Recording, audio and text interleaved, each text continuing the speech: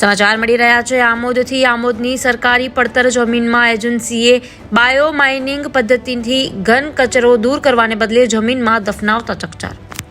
પાલિકાના કેટલાક પદાધિકારીઓ એજન્સી પાસેથી 6 થી 7 લાખ લઈ ખેલ પાર પાડ્યો હોવાની ચર્ચા।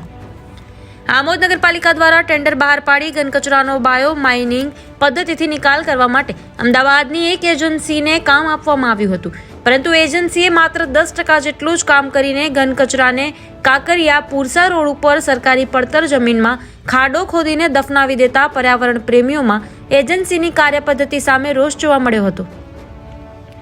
આ બાબતે આમોદ પાલિકાના અપક્ષ નગરસેવકોએ પ્રાદેશિક નિયામકને પણ લેખિત ફરિયાદ કરતા પાલિકા તંત્ર કામે લાગ્યું હતું અને જમીનમાં દફનાવેલા ઘન કચરાને બહાર કાઢી તપાસ હાથ ધરી હતી।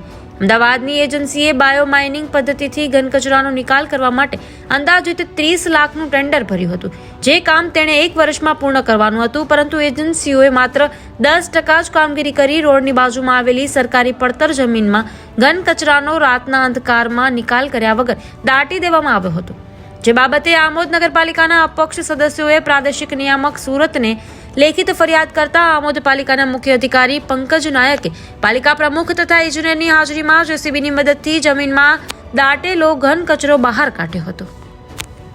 ઘન કચરાના નિકાલ અંગે આમોદ નગરપાલિકાના કેટલાક પદાધિકારીઓએ એજન્સી પાસેથી 6 થી 7 લાખની કટકી કરી ઘન કચરાને વૈજ્ઞાનિક પદ્ધતિથી નિકાલ કરવાને બદલે જમીનમાં દફનાવી બારોબાર બિલ ચૂકવી આપવાનો કારસો ઘડવામાં આવ્યો હોવાનું ચર્ચાઈ રહ્યું છે। ત્યારે આમોદ નગરપાલિકા અમદાવાદની એજન્સી સામે કોઈ કાર્યવાહી કરશે કે કેમ તે તો જોવાનું રહ્યું।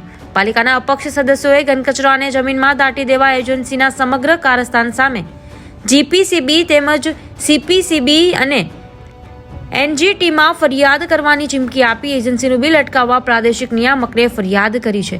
બ્યુરો રિપોર્ટ યાસીન દિવાન, ન્યૂઝ ટુડે।